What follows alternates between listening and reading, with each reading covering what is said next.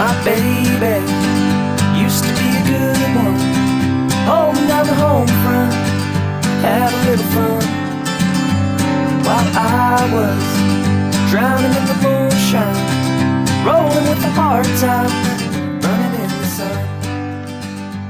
But baby, in neighborhood of Christopher's childhood days. When I was like 9 years old, my dad bought my three siblings and I 2 child drum sets. I think it was for Christmas, and they put them in the living room, and we found out later on that it was like an experiment to see who would pick it up and who wouldn't care about it and whatever. And then you okay? And then a couple days after that, you wanna go, mommy? Everybody played them for a few days, and then everybody kind of just filtered off, and I ended up taking the drum sets into the garage and putting them together into like one big drum set, and that was where I started to learn how to play drums, and that was my first instrument. As I started playing drums throughout high school, I wanted to write songs, and you can't do that as successfully on drums as you can with a guitar or a piano or something. So, and I always toyed around with like piano and guitar, but I loved drums. The Frights, started out of high school. I recorded a record in EP in my buddy's and our original drummer Adam's house with his brother and our friend Aaron, who we called Hootie, and we recorded 5 songs. 2 of them that would become Fright songs. One of the biggest Fright songs, Crust Bucket, was recorded in that room when I was 17. And then the other one was Beach Porn, which is like a old school Frights fans big song.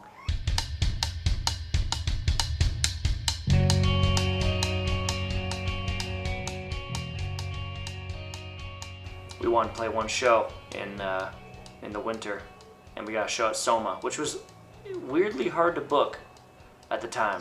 Soma was like a really hard venue for us to get a show at as a high school band. I don't know why, but we ended up getting a show there, and so Adam came back, and we didn't have a bassist, so I asked Richard, and Richard came and played, and we had like 7 songs or something. Played to nobody, maybe 3 people.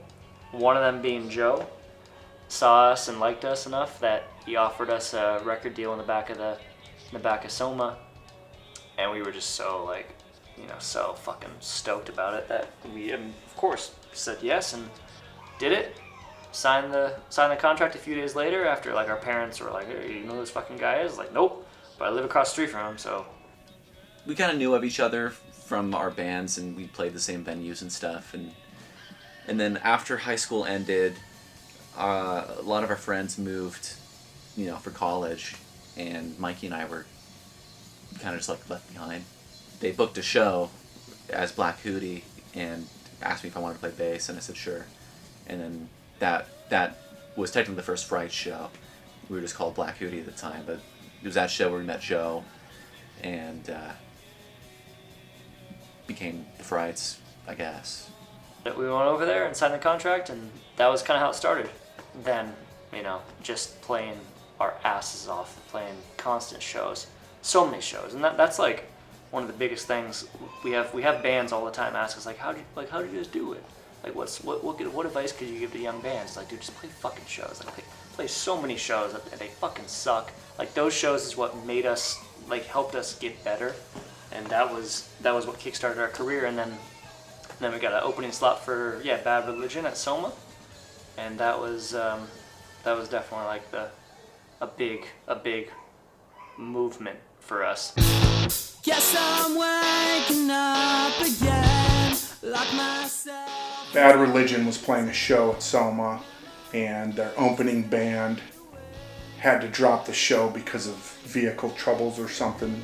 So they dropped the show, and I looked at the tour manager and I asked her, I said, would you like me to fill the spot with a local band? We have a really good local band. And so he said, you got to call from Reeve Oliver, you got to call this band and call this band.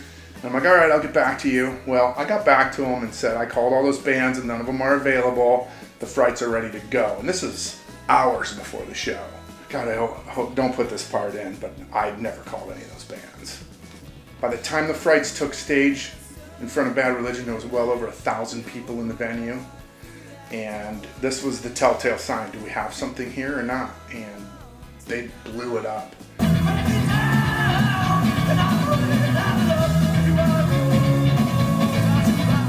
Just gone nuts. Just the crowd went nuts for them. And it was such a good performance by them that I saw the Bad Religion guys on the side of the stage watching the show, which I would imagine is a pretty rare thing for Bad Religion to come down for local band. They came out of their dressing rooms and watched the set from the side of the stage, and they killed it. They started to know us, Bad Religion posted about us, and it was like this whole thing. So that really was where it like officially kick-started. When the Frights, I've always been the sole songwriter for the Frights, so I've always written every song.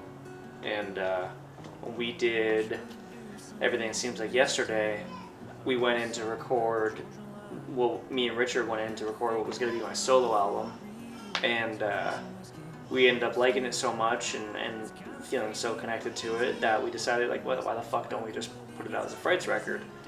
Braxton Hicks, I was like, it was the first time where I was like solely and completely committed to doing something completely separate from the Frights. There's a lot of great things about Mikey. He's, I think, open and honest and genuine person, and and I think all that also is a reason why he's such a good songwriter too. There's just heart in the things that he does. I've always loved country music and folk music, and the Fright stuff that was punk, that was just like us, you know, liking a scene and wanting to make people dance and move and mosh and whatever the fuck. This was like, let's specifically sit down and write country songs. Stories and songs. That's what country music is like the story behind the song, and the feeling and the emotion and the heartbreak and the melancholy and all that shit. Like, that's, to me, what country music is. And so that's why I knew Zach would be good at it. Because behind every Fiddler song, behind every Fright song is a story. I knew from the get-go I should probably work with Zach on this. This is our last one. Cheap it.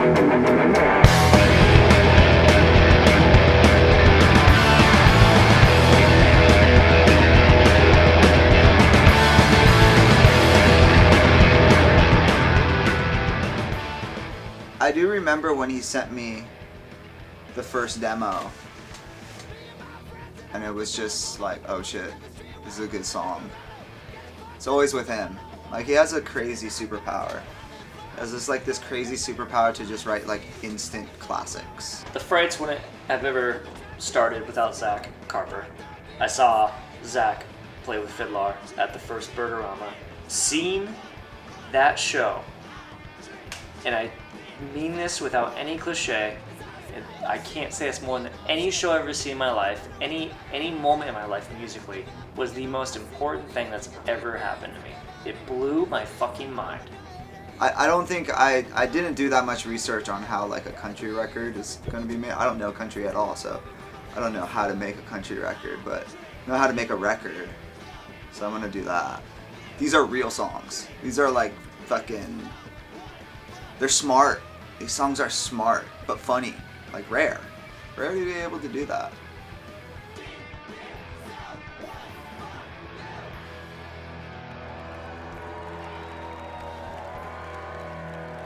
What started out as a really fun project with little care on my end has become something like, you know what, these songs are like a part of me. Yes, pass it down. Yeah, why not? Fuck it. Drummer's not allowed to. No, you good? Jesus. Alright. Cheers. Cheers, boys. Cheers. Thanks for Cheers, doing yeah. this. Have a good Cheers, record. yeah. Make a good one. Oh, Yeah, come on. Alright. Ooh. Make some I country showed it off, Ricky. music. Damn. Ricky shows it off, too. Like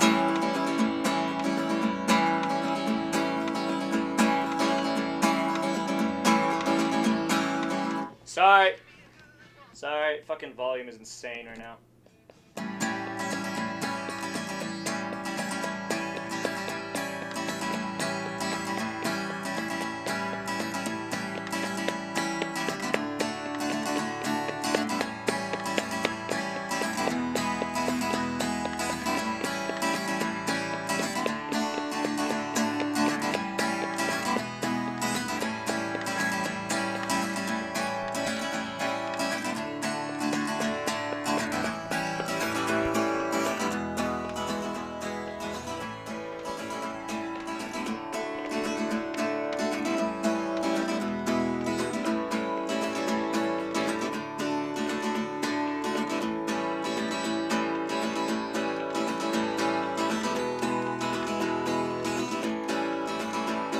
Oh, fuck up.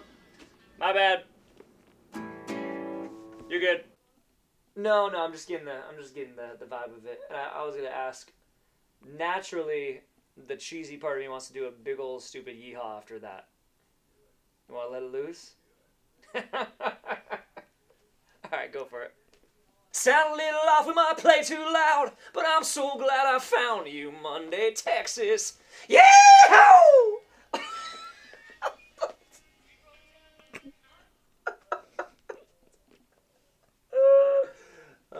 I'm gonna do it again just for fun. We can cut it though. I just like doing it. So glad I found you, Monday, Texas. Yeah!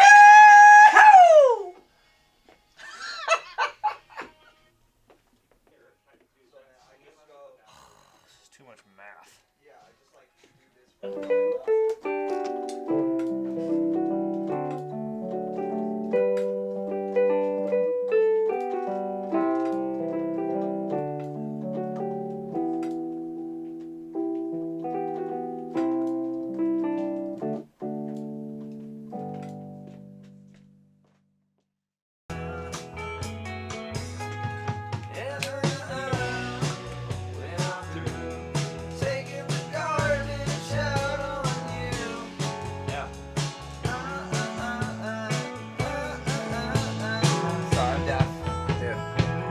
Let the devil back in. Sounds great. Yeah, sounds Sick. How sick does that snare sound? Dude, the snare's insane. Snare's insane. Once I do my fucking little dump,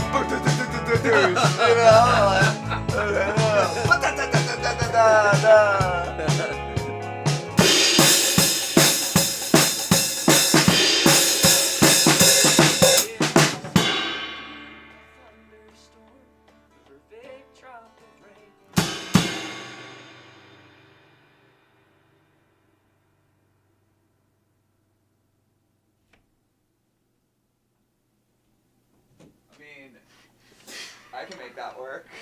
Yeah. I've made a lot worse fucking takes sound great, so it's just about instrumentation right now, but everybody's playing well with On each a other. level from 1 to 10, how flawless were me and Mark? You were flawless. That makes sense.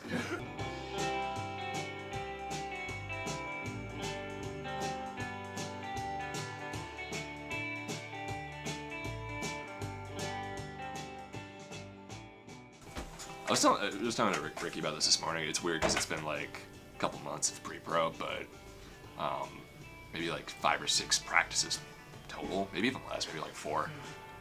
I don't know if we changed a lot from like when we first came into it, as far as like my stuff went, which is fun because like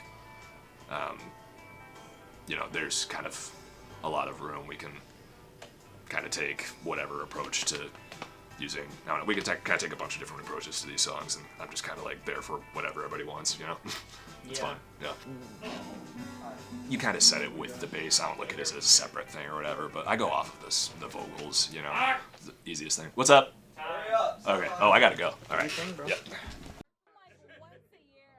When we were rehearsing all these songs, and we had played most of these songs in live shows and stuff with Braxton Hicks, Pigeon Forge was the one I was like this song to me has an energy that I need to be expressed, and I don't know how the fuck we're gonna do it. And I had this dream of doing it with a bunch of people in the room, and it sounded like it had energy. And the chorus, which is "and we all got drunk in Pigeon Forge," I wanted that to be like, I wanted to feel like we all got fucking drunk in Pigeon Forge, which Pigeon Forge is actually a dry town in Tennessee that I went to with my family recently, and the only liquor they sell is moonshine. It's like some weird law. It's a fucking, God, it's a shithole. I remember talking to Zach and talking to Richard too, and being like, how can we pull this off? This is what I want to do. I want people to come in. I want people to fucking sing. I want them to be drunk. I don't want it to feel like I got a bunch of people in a studio and went, okay, and a 1, and a 2, and a 3, and a 4. We were just like, all right, let's decide. That's what we're gonna do. You guys are, last day of studio, we're gonna just set up, mic up, room mics, and just see what happens. And I was like, cool, I'll get a bunch of alcohol. I'll invite my friends and my family and try to get everybody as drunk as possible. Hopefully nobody will spit all their Jack Daniels on me. Oh my god!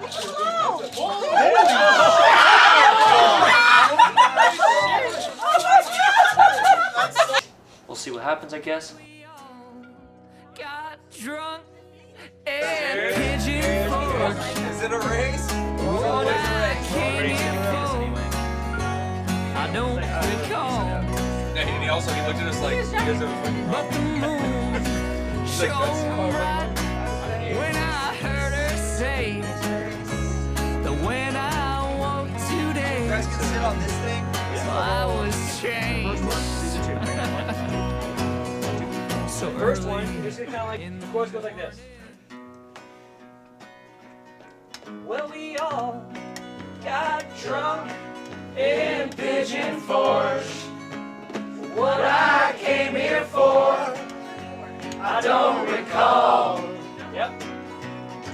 But the moon shone bright when I heard her say that when I woke today, I was changed. Great. Okay, cool. So that's the phrasing of it, right? Okay.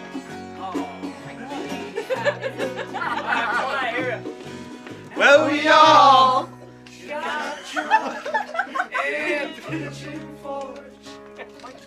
Okay, so I thought there was a part where it was 6 10. to 2 to 10. I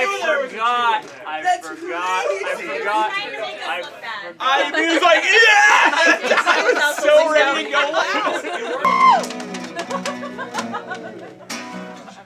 That was absolutely fucking fantastic. What notes do you have for us? I have a couple notes. Stop. Oh, so that's my notes, everybody. When he's singing the quote-unquote verse, which is basically when he comes in, let's bring the talk down just a tad. Okay. Just a tad. And then I'll come in and just kind of cue you on the big parts. That way that we know that's the big parts. Cool. You have to be better.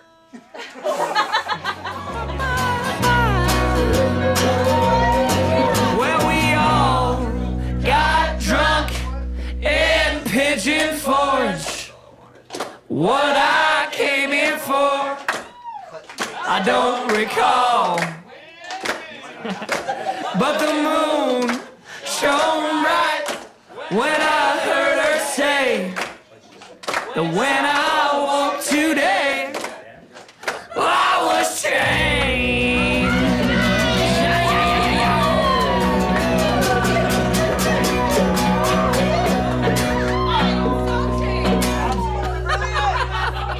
Smashing, fellas! Absolutely Absolutely diamond, fellas!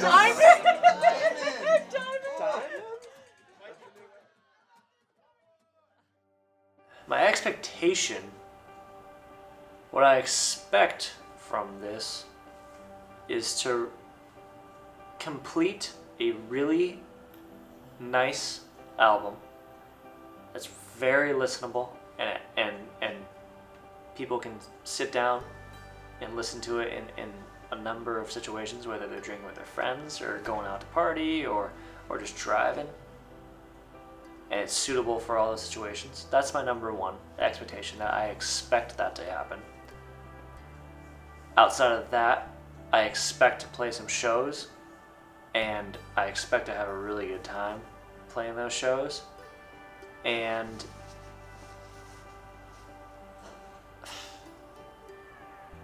outside of that, everything else is going to just have to